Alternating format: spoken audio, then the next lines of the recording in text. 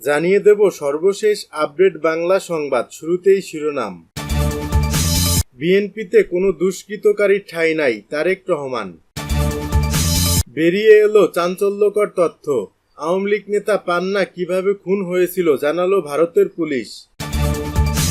এতক্ষণ শুনছিলেন সংবাদ শিরোনাম, এখন থাকছে বিস্তারিত। বিএনপিতে কোনো দুষ্কৃতকারীর ঠাঁই নাই, তারেক রহমান। দলে দুষ্কৃতকারীদের ঠাঁই নাই বলে জানিয়েছেন বিএনপির ভারপ্রাপ্ত চেয়ারম্যান তারেক রহমান। পাশাপাশি জনগণের সাথে সম্পর্ক উন্নয়নের মাধ্যমে নির্বাচনের প্রস্তুতি নিতে নেতাকর্মীদের আহ্বান জানান তিনি। বৃহস্পতিবার থেকে দলের তৃণমূল নেতাকর্মীদের সাথে ধারাবাহিক মত বিনিময়ের প্রথম দিনে রংপুর বিভাগের জেলাগুলোর নেতাকর্মীদের সাথে মত বিনিময় করেন বিএনপির ভারপ্রাপ্ত চেয়ারম্যান তারেক রহমান। মত বিনিময় সভায় প্রধান অতিথির বক্তব্যের মাধ্যমে তারেক রহমান নেতাকর্মীদের উদ্দেশ্যে দিক নির্দেশনামূলক বক্তব্য রাখেন। জনগণকে সাথে নিয়ে দেশের স্থিতিশীলতা বজায় রাখতে ঐক্যবদ্ধভাবে কাজ করার নির্দেশনা দেন তিনি। এ সময় তিনি বলেন, দলের নাম ভাঙিয়ে কিছু দুষ্কৃতকারী দেশকে অস্থিতিশীল করার চেষ্টায় লিপ্ত এবং বিএনপিতে কোনো দুষ্কৃতকারীর ঠাঁই নাই। আওয়ামী লীগ নেতা পান্না কিভাবে খুন হয়েছিল জানালো ভারতের পুলিশ।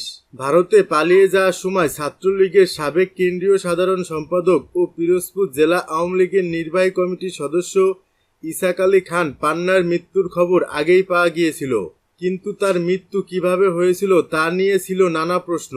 অবশেষে সব প্রশ্নের উত্তর পাওয়া গেছে। ভারতীয় পুলিশ বলছে পান্নাকে শ্বাসরোধ করে হত্যা করা হয়েছিল।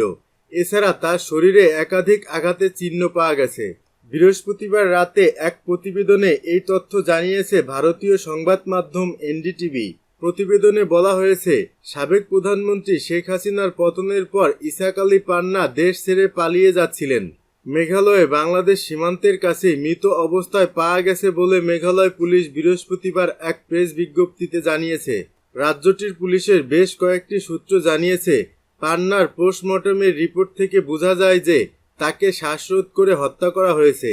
মেঘালয় পুলিশ জানিয়েছে, গত ২৬ আগস্ট মেঘালয়ের পূর্ব জৈন্তিয়া পাহাড়ের দুনাভুই গ্রামের একটি সুপারি বাগানের মধ্যে ইসাক আলী খান পান্নার আধা পচা মৃতদেহ পাওয়া গেছে। এই এলাকাটি ভারত বাংলাদেশ সীমান্ত থেকে ১.৫ কিলোমিটার দূরে। পান্নার বহন করা পাসপোর্ট থেকে মরদেহের পরিচয় শনাক্ত করা হয়েছে বলেও সূত্রগুলো জানিয়েছে।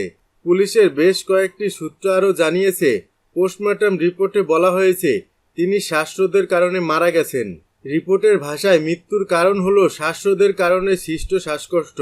উল্লেখ্য, ইসাক আলী খান পান্না ১৯৯৪ সালের সম্মেলনে বাংলাদেশ ছাত্রলীগের সাধারণ সম্পাদক নির্বাচিত হন।